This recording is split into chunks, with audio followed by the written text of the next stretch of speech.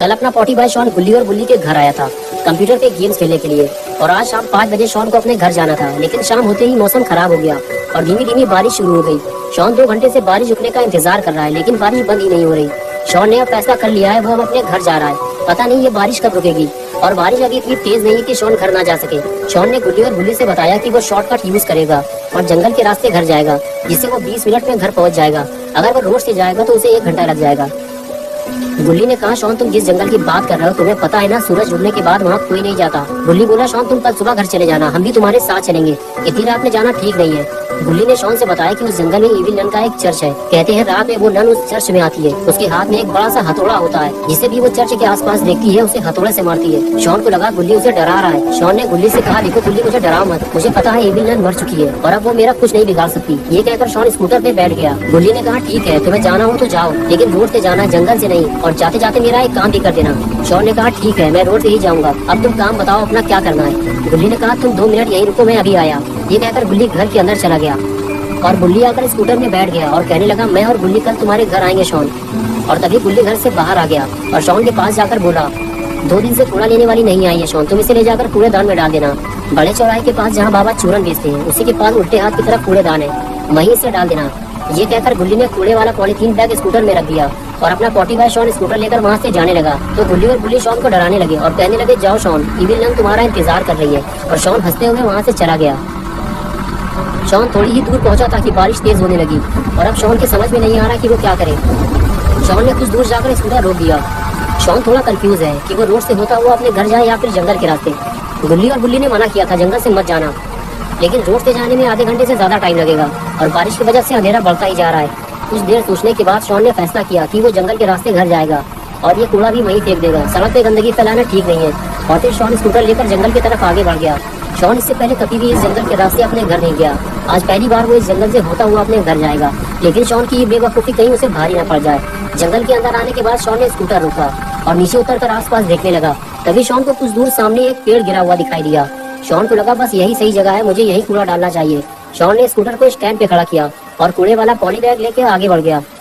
Shawn ने उस गिरे हुए पेड़ के पास जाकर कूड़ा डाल दिया, लेकिन तभी शॉन को वहाँ कुछ हलचल महसूस हुई। शॉन को ऐसे लगा जैसे उसके साथ वहाँ कोई और भी मौजूद है, लेकिन दिखाई तो कोई भी नहीं दे रहा। शॉन को लगा कहीं कोई जानवर तो आसपास नहीं है। शॉन ने जल्दी से टॉर्च निकाली और आगे बढ़कर देखने लगा, लेकिन चारों तरफ देखने के बाद भी शॉन को कोई जानवर दिखाई नहीं दिया। लेकिन फिर वो आवाज कैसी थी? शॉन ये सब सोच ही रहा था कि तभी किसी चीज की आवाज ने शॉन को डरा दिया। शॉन ने जब पलट कर देखा तो उसका स्कूटर गिरा हुआ था, किसी ने उसका स्कूटर गिरा दिया था। शॉन स्कूटर के पास जाकर बोला, कौन है यहाँ, किसने मेरा स्कूटर गिराया है? तुम जो भी हो, मैं तुम्हारी इन छोटी मोटी हरकतों से डरने वाला नहीं हूँ। लेकिन शॉन को जब इन सवालों का कोई जवाब नहीं मिला तो शॉन ने वहाँ से निकलना ही बेहतर समझा। शॉन अब इस जंगल के रास्ते अपने घर नहीं जाना चाहता, वो रोड से होते हुए घर जाएगा। लेकिन अब एक नई मुसीबत आ गई है, ये स्कूटर अब स्टार्ट नहीं हो रहा। गुल्ली का ये स्कूटर काफी पुराना हो गया है, गुल्ली को अब इसे बेच देना चाहिए। शॉन की लाख कोशिशों के बाद भी जब स्कूटर स्टार्ट नहीं हुआ तो शॉन ने उसे खड़ा करना ही बेहतर समझा। लगता है आज की रात शॉन को इसी जंगल में गुजारनी पड़ेगी। इस जंगल में बहुत अंधेरा है और पॉटी भाई शॉन बिल्कुल अकेला है। शॉन को डर लगने लगा है, बारिश काफी तेज है और शॉन काफी देर से भीग रहा है। उसे अपना सर छुपाने के लिए कोई जगह ढूंढनी होगी, वरना शॉन बीमार पड़ सकता है। इसलिए वो जंगल की तरफ आगे बढ़ने लगा। शॉन जिधर भी टॉर्च मारकर देखता बस उसे छोटे बड़े पेड़ दिखाई दे रहे थे। बारिश में पेड़ के नीचे खड़े होना खतरे से खाली नहीं है। शॉन को कोई और जगह ढूंढनी होगी। शॉन को हर वक्त ऐसा महसूस हो रहा था जैसे वो इस जंगल में अकेला नहीं है, उसके साथ कोई और भी है। जंगल की खौफनाक आवाजें शॉन को और ज्यादा डरा रही थी।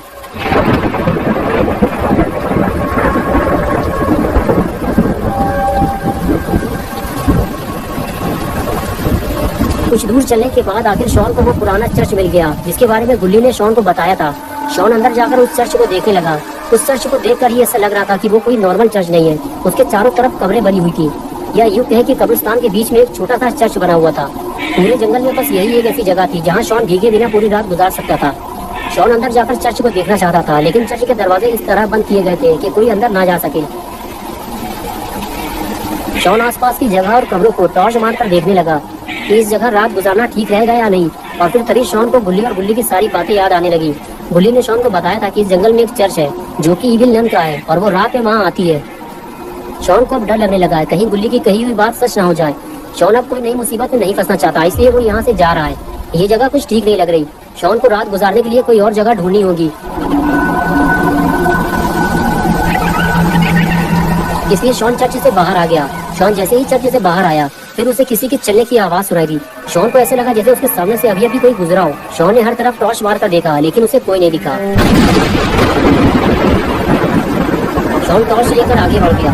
कुछ दूर जाने के बाद शॉन को एक पुराना कुआं दिखाई दिया, जिसे सालों से किसी ने इस्तेमाल नहीं किया था। वो एक वीरान कुआं था। शॉन उस कुएं के करीब पहुंचकर उसे देखने लगा। पूरा कुआं काला पड़ चुका था और उसे देखकर ही डर लग रहा था। तभी कुएं के अंदर से आती आवाज ने शॉन का ध्यान अपनी तरफ खींचा। शॉन टॉर्च मारकर कुएं के अंदर देखने लगा। टॉर्च मारते ही आवाज और तेज होने लगी, जिसकी वजह से शॉन का शक यकीन में बदल गया कि कोई तो इस कुएं में जरूर है। शॉन कुएं में टॉर्च मारकर देखता रहा, लेकिन अंधेरा होने की वजह से उसे कुछ भी ठीक से नहीं दिखाई दे रहा था। कुछ देर तक तो कुएं के अंदर से वो आवाजें आती रही और फिर बिल्कुल सन्नाटा छा गया। शॉन सोच में पड़ गया कि ये आवाज थी किसकी और अचानक से बंद क्यों हो गई, और आखिर कुएं के अंदर था कौन? कहीं कोई जानवर तो कुएं के अंदर नहीं गिर गया? शॉन कुएं के अंदर जाकर देखेगा कि कुएं के अंदर था कौन। शॉन कुएं में लगी सीढ़ी के सहारे कुएं के अंदर उतरने लगा, लेकिन कुएं के अंदर जाना कहीं शॉन को भारी न पड़ जाए। शॉन जैसे जैसे नीचे उतरता जा रहा है, वैसे वैसे अंधेरा भी बढ़ता जा रहा है, और शॉन नहीं जानता कि ये कुआं कितना गहरा है। शॉन टॉर्च मारकर देखता है, लेकिन कोई फायदा नहीं। अंधेरे में शॉन को कुछ दिखाई नहीं दे रहा। शॉन को अभी और नीचे जाना होगा, लेकिन कुएं के ज्यादा अंदर जाना शॉन के लिए खतरा बन सकता है। दम घुटने से शॉन की मौत भी हो सकती है। लेकिन ये क्या, सीढ़ी के कुछ स्टेप्स टूटे हुए हैं। अब शॉन और नीचे नहीं जा पाएगा। अगर शॉन ने जबरदस्ती नीचे उतरने की कोशिश की तो हो सकता है शॉन सीढ़ी से नीचे गिरकर कुएं में डूब जाए। कुछ देर रुकने के बाद शॉन ने कुएं से बाहर निकलना ही बेहतर समझा और वो सीढ़ी के सहारे बाहर निकलने लगा। शॉन कुएं के अंदर अकेला आया था, लेकिन कुएं से बाहर वो अकेला नहीं जाएगा। कोई और भी है जो शॉन के साथ साथ कुएं से बाहर निकलने वाला है।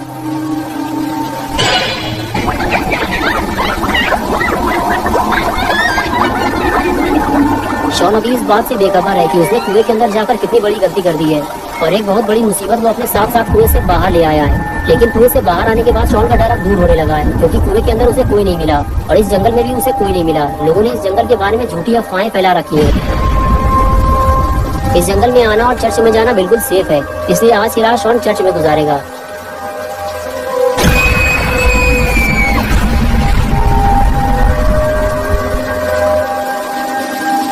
गुल्ली और गुल्ली ने जितनी भी बातें इस जंगल के बारे में शॉन को बताई थी, वो सब झूठ निकली। वरना की दिन बारिश और बरसते हुए बादलों के बीच रात गुजार पाना शॉन के लिए बहुत मुश्किल हो जाता। शॉन काफी थक चुका है, उसे नींद भी आ रही, लेकिन उसे समझ में नहीं आ रहा कि वो आराम कहाँ करे। चर्च के चारों तरफ तो कब्रिस्तान बना हुआ है और शॉन कब्रों के बीच आराम नहीं करना चाहता। कहीं किसी मुर्दे ने कब्र से बाहर निकलकर शॉन को पकड़ लिया तो क्या होगा? शॉन ने सोचा इससे तो बेहतर है कि वो चर्च की सीढ़ियों पर बैठकर आराम कर ले। फिर वो चर्च की तरफ आगे बढ़ गया और सीढ़ियों पर बैठकर आराम करने लगा। तभी शॉन को नींद आ गई और वो सो गया। और तभी एक जोरदार बिजली चमकी और सारा माहौल बदल गया। चर्च में बिल्कुल अंधेरा हो गया और क्रॉस का निशान उल्टा हो गया। लगता है इविल के आने का वक्त हो गया है, लेकिन अपना पॉटी बॉय शॉन गलत वक्त पर सो गया है। तो दोस्तों क्या होगा जब इविल शॉन को चर्च की सीढ़ियों पर सोता हुआ देखेगी, ये हम देखेंगे पार्ट 2 में। दोस्तों अगर आप पार्ट 2 देखना चाहते हैं तो इस वीडियो को लाइक करें, चैनल को सब्सक्राइब करना और बेल आइकन प्रेस करके ऑल नोटिफिकेशन ऑन करना ना भूलें।